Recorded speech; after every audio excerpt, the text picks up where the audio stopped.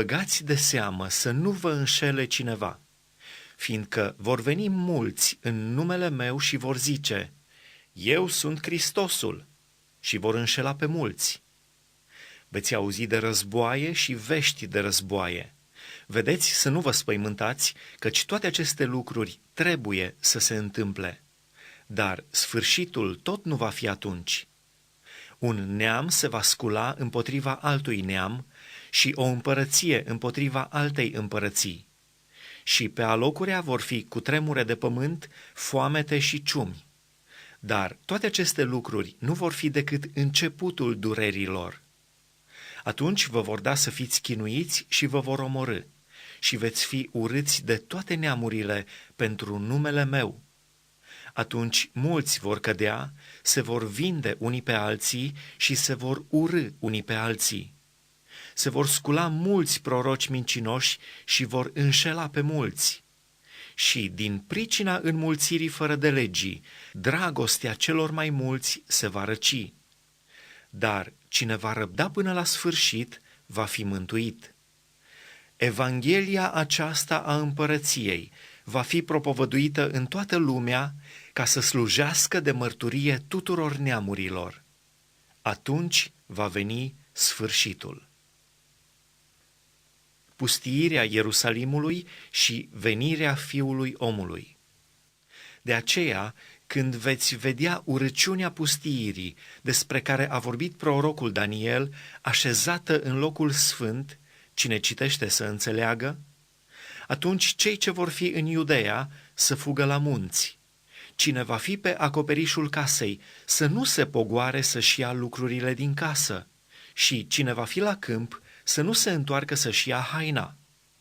Vai de femeile care vor fi însărcinate și de cele ce vor da țâță în zilele acelea.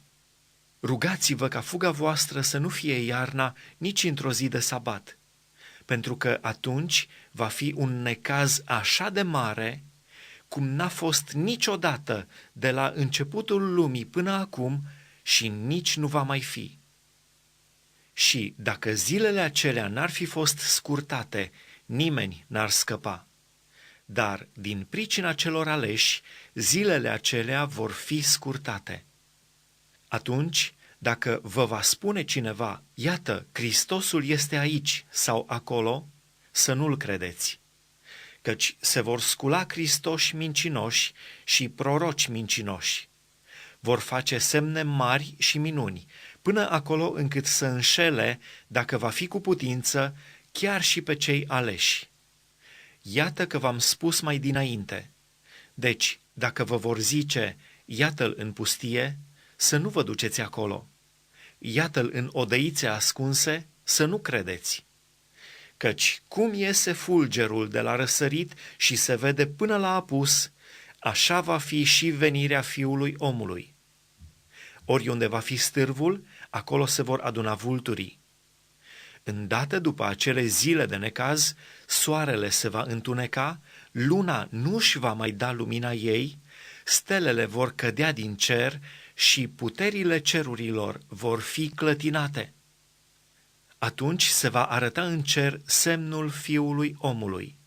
Toate semințiile pământului se vor boci și vor vedea pe Fiul Omului venind pe norii cerului, cu putere și cu o mare slavă.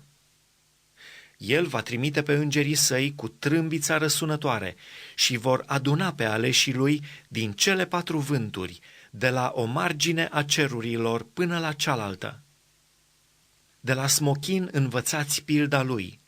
Când îi frăgezește și înfrunzește mlădița, știți că vara este aproape. Tot așa și voi, când veți vedea toate aceste lucruri, să știți că Fiul Omului este aproape, este chiar la uși. Adevărat vă spun că nu va trece neamul acesta până se vor întâmpla toate aceste lucruri. Cerul și pământul vor trece, dar cuvintele mele nu vor trece. Îndemn la veghere. Despre ziua aceea și despre ceasul acela nu știe nimeni, nici îngerii din ceruri, nici Fiul, ci numai Tatăl. cum s-a întâmplat în zilele lui Noe, aidoma se va întâmpla și la venirea Fiului Omului. În adevăr, cum era în zilele dinainte de potop, când mâncau și beau, se însurau și se măritau, până în ziua când a intrat Noe în corabie, și n-au știut nimic, până când a venit potopul și a luat pe toți, tot așa va fi și la venirea Fiului Omului. Atunci, din 2 bărbați care vor fi la câmp, unul va fi luat și altul va fi lăsat. Din 2 femei care vor măcina la moară, una va fi luată și alta va fi lăsată. Vegheați, dar, pentru că nu știți în ce zi va veni Domnul vostru. Să știți că, dacă ar ști stăpânul casei la ce strajă din noapte va veni hoțul, ar veghea și n-ar lăsa să-i spargă casa. De aceea și voi fiți gata, căci Fiul omului va veni în ceasul în care nu vă gândiți. Care este deci robul credincios și înțelept, pe care l-a pus stăpânul său peste ceata slugilor sale, ca să le dea hrana la vremea hotărâtă? Ferice de robul acela pe care stăpânul său, la venirea lui, îl va găsi făcând așa. Adevărat vă spun că îl va pune peste toate averile sale.